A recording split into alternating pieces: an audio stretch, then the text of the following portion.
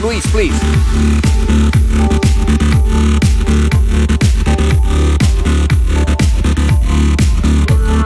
Are you real or are you high-tech? I am real. I just really wanted to film this entrance. Isn't it amazing? You can make a picture with me too. Yes. But please, all the screens are yours. Thank you so much. Tere homnikunst. Good morning, everybody. I really practiced that. I love your language and I love your city, and I'm so happy to be here. And first of all, you are the most important people for the future. All of you sitting in here. Today we're talking so much about technology and all the different possibilities we have for technology.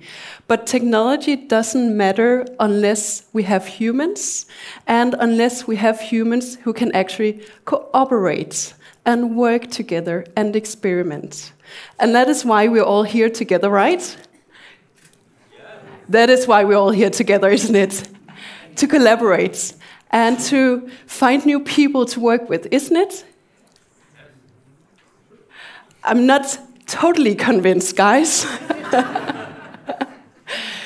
My hope for the next 30 minutes we have together is to take you for a trip out into the future.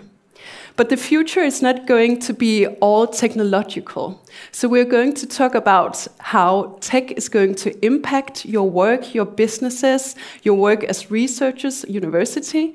But we're also going to talk about what impact humans will have.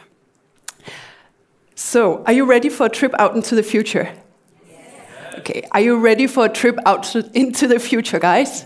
Yes. Thank you. So, first of all, we're here to get to know each other a little bit. So now just find a buddy, 2 and 2 or 3 and 3, just nobody alone. Can you do that? Find a buddy. Say good morning. That's good. So now you just have 2 minutes to ask each other this question. What job did you dream of having as a kid? And only 2 minutes, go.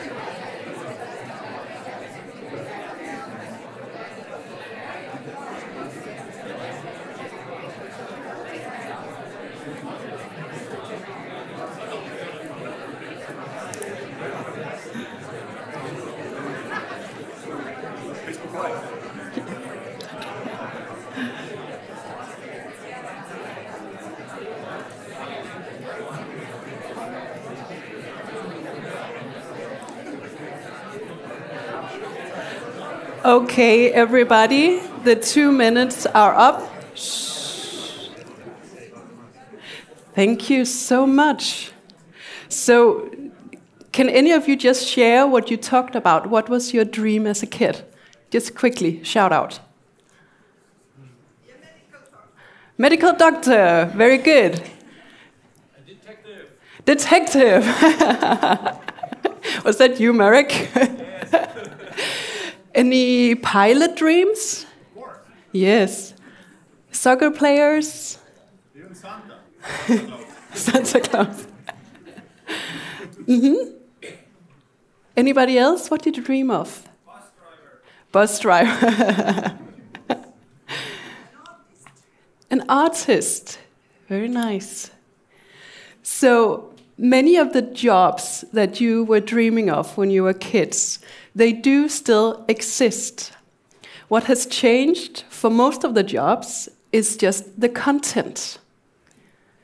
When I was young, I remember my parents talking about how safe and secure it was to get a job in the banking sector. It's not really that good anymore, right? And if you are in tech, any of you in tech? Working in tech, yes, some of you. When you were kids, you couldn't even get an education in tech, right? So it's developing all the time. And one of the huge trends that we are going to live and work with for the next many years, and our kids are going to live with, is that we have to reinvent ourselves all the time. This whole lifelong training. I recently saw a big study from UK where they were looking at how many employers do the different generations have during their lifetime. For our grandparents, it was maximum two employers during their whole lifetime. For my parents, it was 4. For me, it's going to be 8 different employers during my lifetime. But for my little son, it's going to be 16. So for every generation, the number of employers is doubling. And this means that we really have to reinvent ourselves all the time. And we really have to look at technology and how we can use technology. And we can't do this alone. And this is why I started out saying that all of you in here are the most important people for the future. No matter if you're sitting as an entrepreneur with your own company, or you're sitting at your university, or wherever you are. But if you can collaborate with other people, if you can enter into collaboration and experiment with other people, you are going to be the winners of the future. And the next thing I'm just going to talk a little bit to you about is how you can actually create your own future. Because one thing is that we are trying to be innovative when looking at the past, but it's way more future-proof to look at the future. And we have to be really, really good as entrepreneurs, as research universities, to predict what is the society going to look like. What are the different trends that are going to come? And one of the most important trends is that we're moving from just having a lot of tech to actually looking at what is meaningful tech. Have any of you seen these vacuum cleaner shoes that you can have? I think it was Denso who made them. It was a fun experiment, but is it meaningful to have vacuum cleaners under your shoes? Going like this? Not really. I would rather have a robot. Or what about, I saw you can have this comb for your hair with a Bluetooth in it, so you can actually see how healthy your hair is. Could be meaningful to some. But what is the meaning of an alarm clock? Anybody? To wake you up, to be on time, to have a nice morning. Could you come up with any nicer ways than this beep, beep, beep, beep? Yes, we have so many different ways we could get up in the morning, but the first way we did this was with an old technology, the alarm clock, that wasn't that meaningful. It was useful, but it wasn't that meaningful. So we're starting to see this move away from technology as being very hyped into looking at what is the meaning the technology is creating for humans, for people. And we're starting to see that big companies like Facebook and Google, they're moving away from just monitoring how many comments, how many likes do posts get, into looking at what is the impact. When I post something as a company on Facebook, how many people are sharing my content? How many people are talking about it? Am I actually making an impact? So this whole that we're just moving from technology as something that we have because we can, into technology and meaning is going to be a big game changer in the future. And I have a really good news for you. The mullet is back. Isn't that nice? It might be a little too late for some of you. I don't know, Andres. Oh, you could pull it off, I'm sure. But that the mullet is back doesn't mean that we all have to go to the hairdresser this afternoon. It means that because of all this technology that we have, this whole complexity that we have today, it's completely forbidden for you as professionals, entrepreneurs, university researchers to add to this complexity. Instead, we have to build solutions that are user-friendly and easy accessible as the short bangs. And then we have all the difficult stuff, all the numbers, all the algorithms, all the data coming in the back as the long hair. Nobody today wants to read a manual in order to understand what you are doing. It has to be so user-friendly, easy, accessible that we can just start and then go. Maybe you know it from yourself when you're downloading a new app to your smartphone. You don't want to watch a YouTube video beforehand in order to understand it. You just have to log in with maybe Facebook, and then you're at it. People want mullet hair solutions today. And if you're going to take a picture of something today, this is it. It is going to be so important. Have any of you felt like an idiot during the last week? Don't leave me hanging, please. That's good. That's good. I would actually say if you haven't felt like an idiot, you're not getting out enough, guys. Because the world today is so complex that it's completely impossible for us to understand it all. So if you felt like an idiot, congratulations. It's a really, really good thing because everything is so complex. And we don't have to understand everything. It's completely okay to choose something to focus on and understand that, and then go out and find somebody else who's working with something else and then combine it. So remember, the mullet hair is the way to go in the future. And my favorite example of a mullet hair solution is in Qatar, when the different engineering companies were about to win this huge deal building the metro in Doha. And the engineering company that won, they made a wonderful mullet hair solution because they presented their solution for the metro as holograms. So the decision makers could just enter the metro, enter the trains as holograms, then they could get this wonderful experience, this feeling of what is it really like. So I think it's a perfect example of how you can use technology to make sense instead of bringing these huge briefcases with numbers and calculations that nobody understands, like all the long mullet hair. And it doesn't have to be that difficult. Sometimes you can just do mullet hair solutions that are quite easy and simple. The next thing in order to create the future is that we get out more. This picture is from a group of women who help young teenage boys. And do you see any men in this picture? No. They look exactly the same. They even have the same haircut, many of them. And they didn't understand why there were no teenage boys who wanted to talk to them. They really wanted to help them, but they didn't understand it. And this is a group of automobile makers, like car makers, in Denmark that I met. And today, it's about 50-50 gender. We have a lot of women driving cars. And how do you think it's going when this is a picture of the people who are selling them and developing them? It's not that good. It's not that future-proof. So it's really important to get out of our silos and dare to mingle. Like if you're a shy engineer, we have to dare to mingle with people who are extroverts and not that shy. And the most important thing for the future is that we dare to engage in body teams. And the reason why I asked you to team up 2 and 2 earlier is that nobody are successful in the future alone.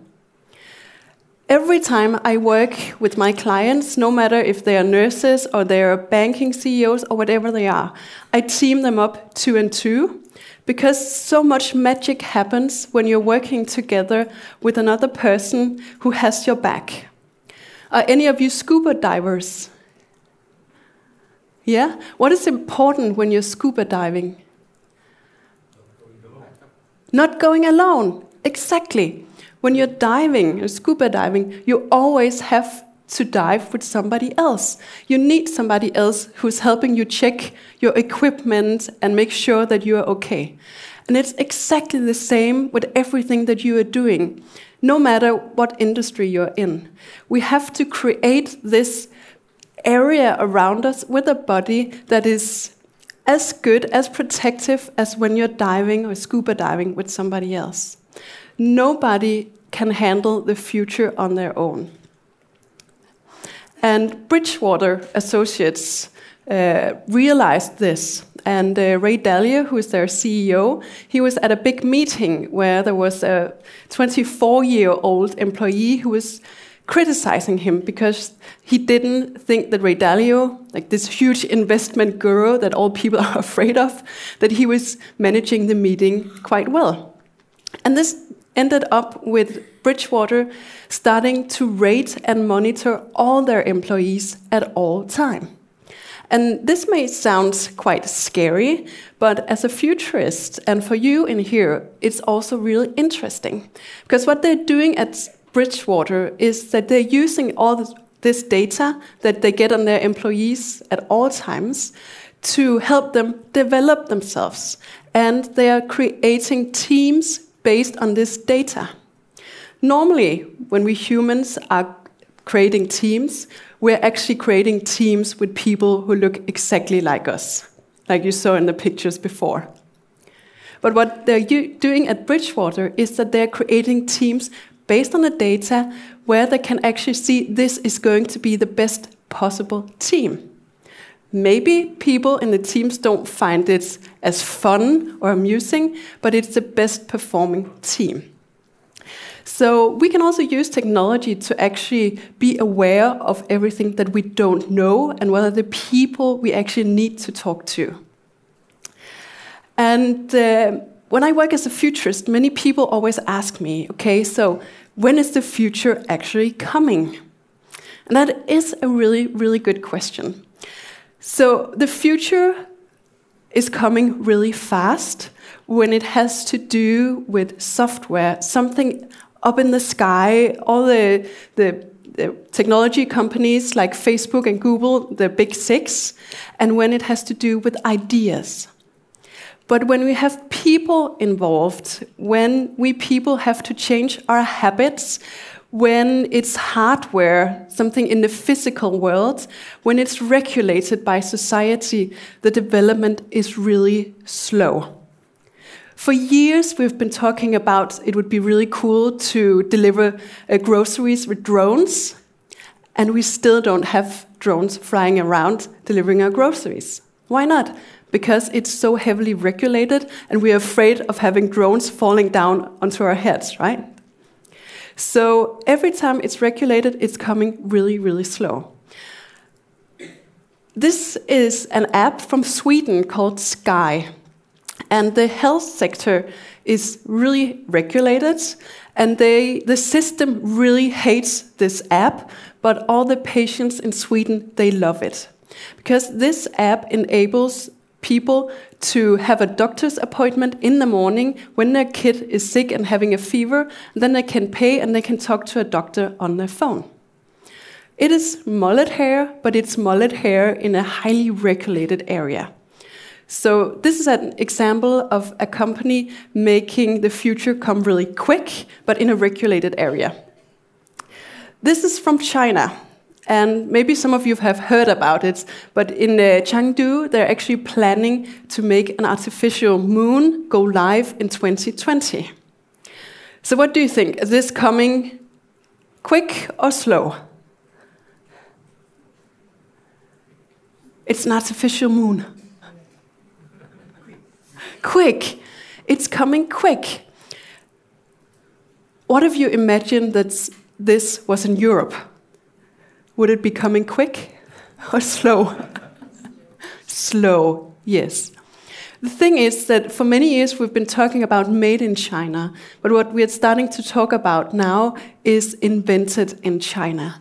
And China, you can say whatever you want about the regime there, but they're really good at experimenting and they are making the future really, really fast.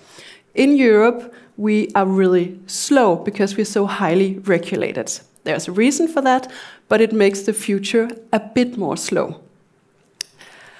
So, I want to take just a minute to give you this question. I really hope that you're going home and thinking about this. Say, what is going to be my one game changer for my work, my company, my organization, the area that I'm doing research in? A game changer is the one most important trend that is going to influence the way you work or whatever your company is doing. We have, maybe some of you remember when the computer Watson was playing chess and Monopoly and whatever it was playing. Do you remember that? Watson computer? Today, Watson is an app for doctors in hospitals where it can diagnose illnesses based on a lot of data. We also have the computer Ross that can give you legal advice and is going to change the whole legal sector because it's so much faster and so much better than any human lawyer. And we also have the journalist computer Quill that is actually writing articles way better and way faster than human journalists are, based on data and based on algorithms. So technology is changing all the different sectors, no matter where you are. But I really want to give you this question to contemplate during the day, like what is going to be my one most important game changer? Because it is so important that we're thinking about this and not just looking back. This is one of the most important game changers there is for all of us, and it's compromised. I know Patrick is going to talk a lot more about AI and the different technologies, but Google Trends told me when I Googled it that AI and machine learning is the #1 trend for startups right now. We're seeing a huge amount in startups focusing on AI that are getting funding. And it's going to change all different sectors, no matter if you're in insurance, where they can predict where there's a burglary, who is going to be ill, and everything. And this is an example of software that can actually monitor and predict whether you're going to have a mental illness. The lady sitting on the right is an algorithm, and she's having a conversation with the guy on the left.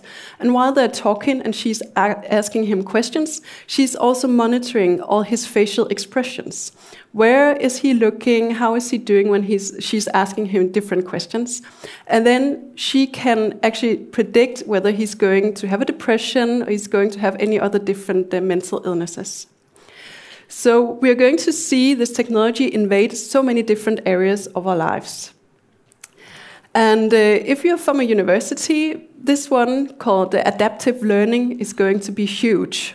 I also call it that we're going from it and when education, like I'm going to a classroom, sitting there, listening to a lecture, going home, reading a book, to just-in-time lecturing.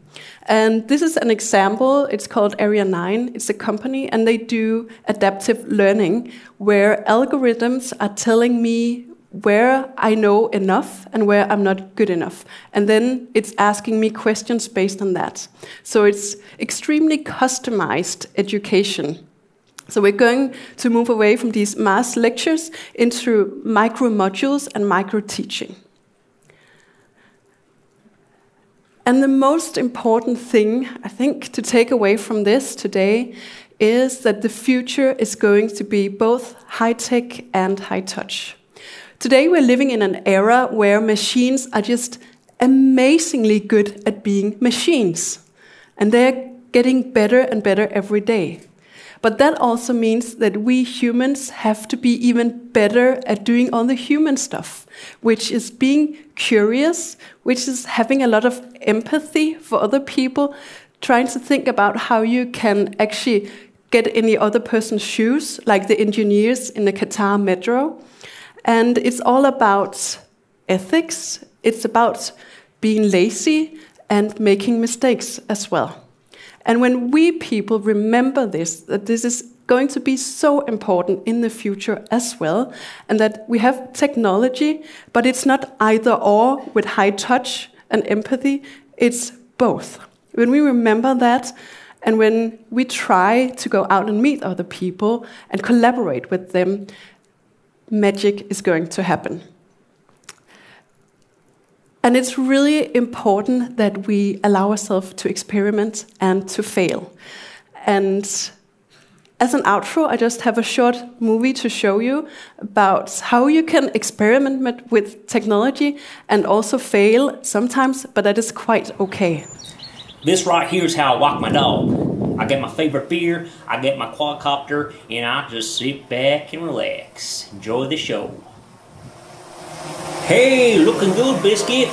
All right, let's get some exercise. Pick up the pace. Yeah, Biscuit. What the hell? Crap. What the? Oh. No, no, no, no, no, no. Oh. Oh my lord.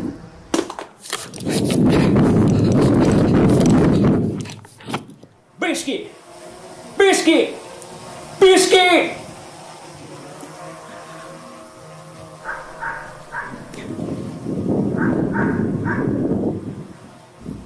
Oh, Biscuit. Oh, poor Biscuit. So please go out and just experiment, but promise me to later today think about what is your game changer from where you're working, and then find a buddy to work with. And please find a buddy over coffee today. That would be amazing. And remember that the future is not just some place that we're all going and growing old. The future is a wonderful place that we are all creating. Thank you very much.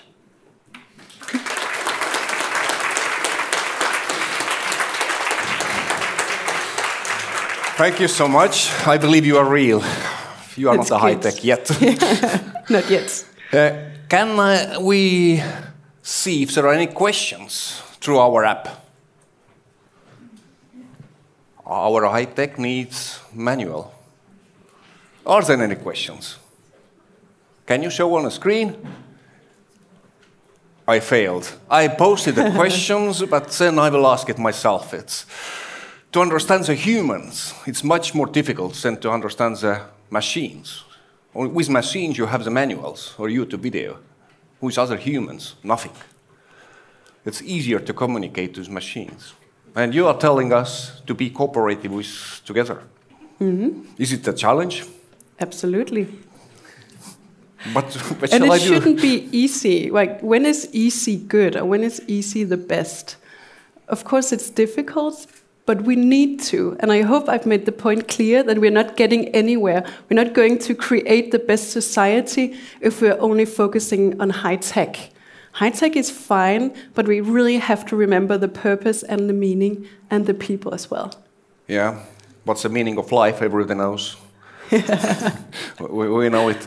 But now, are there any other questions written in the QA? You still have a time to write the questions through our applications. Võite kirjutada meile küsimusi. Kas keegi on kirjutanud küsimusi? Ei ole, kõik oli selge. Kõik oli selge. It seems that everything is fine. Thank you so much. Thank you. And if you can... Thank you. Small present for you from our side.